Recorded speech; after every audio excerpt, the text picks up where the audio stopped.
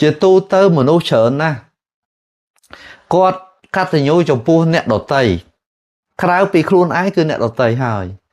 ប៉ុន្តែគាត់អត់ដែលកតញ្ញូចំពោះខ្លួនឯងទេកតញ្ញូចំពោះខ្លួនឯងមានន័យថាម៉េចគឺកតញ្ញូចំពោះផ្លូវកាយខ្លួនឯងនិងកតញ្ញូចំពោះផ្លូវចិត្តខ្លួនឯងអញ្ចឹងហើយបើយើងនិយាយអំពីផ្លូវចិត្តយើងទៀតយើងត្រូវកតញ្ញូចំពោះបេះដូងខ្លួនឯងនិងកតញ្ញូចំពោះខួរក្បាលខ្លួនឯងមនុស្សច្រើនណាស់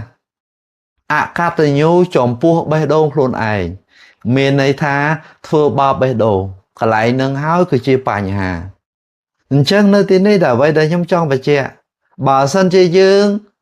អកតញ្ញូចំពោះបេះដូងហើយយើងចង់ទៅកតញ្ញូចំពោះអ្នកណាអត់បានផលទេណាសូមចាប់អារម្មណ៍បើសិនជាចង់ឲ្យកតញ្ញូនឹងបានផលលុះត្រាតែត្រូវកតញ្ញូចំពោះខ្លួនឯងសិនជាពិសេសកតញ្ញូចំពោះបេះដូងខ្លួនឯងសំណួរសួរថាតើយើងធ្លាប់ធ្វើបាបបេះដូងយើងទេបើសិនជាយើងចាប់បេះដូងយើងដាក់ត្រង់គឺយើងកំពុងធ្វើបាបបេះដូងយើងហើយកន្លែងនឹងហើយគឺជាបញ្ហា